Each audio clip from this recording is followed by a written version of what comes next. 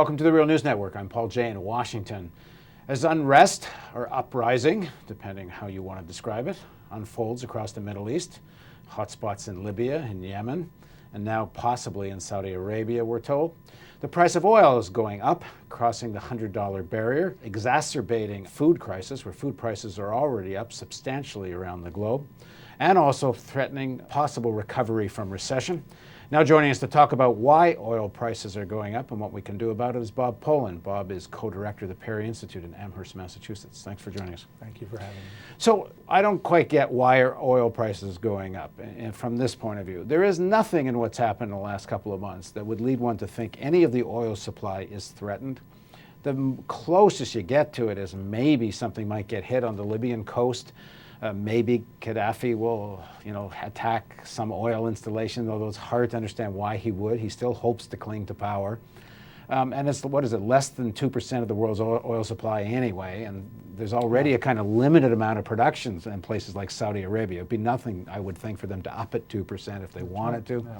So what's driving this? Yeah, okay, so we have the Libyan crisis. As you said, it's less than 2% of total oil supply. So let's say that there is a massive collapse and Libya, is cut by half. That means that we've cut 1% of total world supply. And that's even an implausibly large cut. So it obviously isn't to do with supply and demand. Yeah, just to clarify again, it's not 1% of capacity. It's 1% of what OPEC is allowing to be pumped right now. That's right. If OPEC wanted to up at 1%. Yes, yeah. So it's where they are, yes, in terms of existing supply, but anyone else could easily compensate for any decline in the Libyan supply. So why would oil prices be going up? Well, number one, there is the anticipation that there's some crisis about to occur, and then that gets transmitted into the speculative market, into the commodities market. Oil is the prime commodity in the world economy.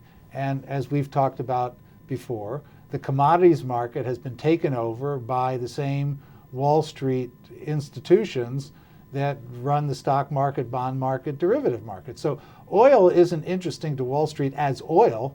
It's interesting as an asset that could be, increase rapidly in price and can be driven by large-scale trading, and that's what's going on. And it is encouraged, of course, the large-scale trading in the futures market and what people expect the future price is going to be, isn't, of course, fueled by the crisis, but there's no underlying supply shock that's actually occurred that would itself drive the price up. So what's the mechanism? I guess one of the main spot markets is in London, and where is the other major oil? In Chicago. In Chicago. Yeah. So what happens? Something happens in Libya the next day. Someone that owns oil says, "Okay, well, I'm going to charge you more for it." Yeah, that's basically what happens. And I mean, what really matters is that the markets are big, so that you have rumors operating, and they say, "Well, my God, this we want to get ahead of the market." That's what the futures market is about. So there's a crisis. So in 6 months the price is going to go up, so let's get ahead of the market and raise our prices now and fix in a price that we can handle. And then, as happens in any kind of speculative market, the real action is not the people that are trying to decide where the market is going to be in 3 months or 6 months.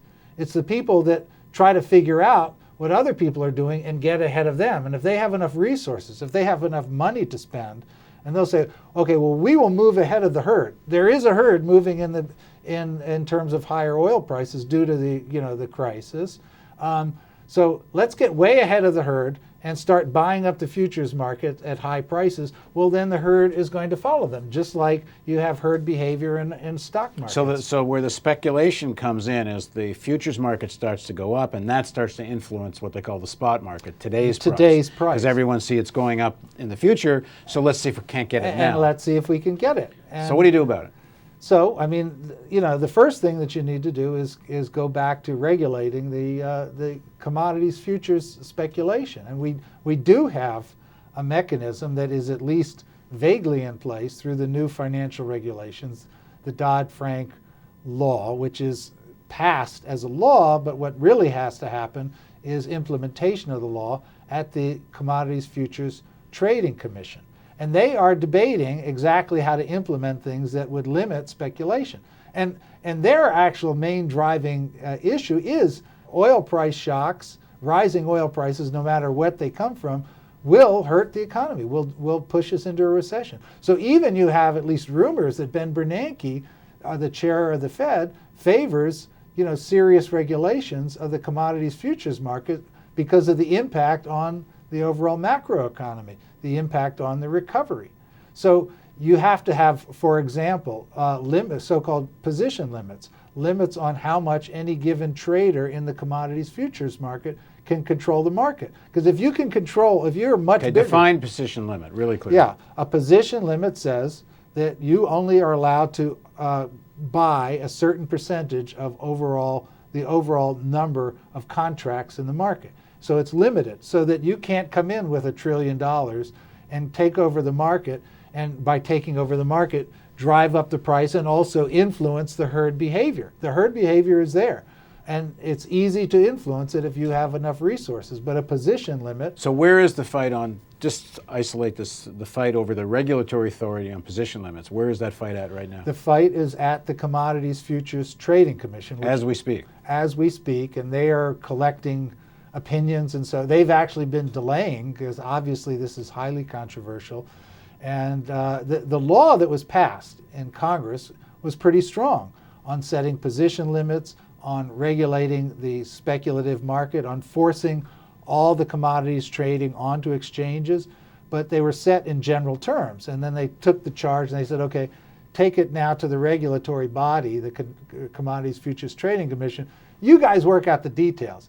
Now, what the people that don't want regulations figured is that, well, once we get into that detail, we've got 10,000 lawyers and they have 2, and we'll control the debate. And that's really what's going on. And that even actually some of the commissioners are concerned and want to maintain a serious regulatory environment, but the politics are pushing in the other direction. So that's really where the fight is. Okay, so somebody watching this is going to talk to their local congressman and whatever. What should they be saying to them? Well, I mean, I think that they should be saying is that you guys passed a serious law called the Dodd-Frank regulatory law. I don't remember all the details.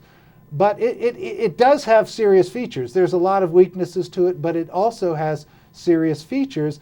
And the Congress people should be checking back and saying, this is the thing we passed. We really do want regulations that will limit the price of oil, so that we don't have these kind of massive speculative upsurges in the oil price that will bring on the recession again.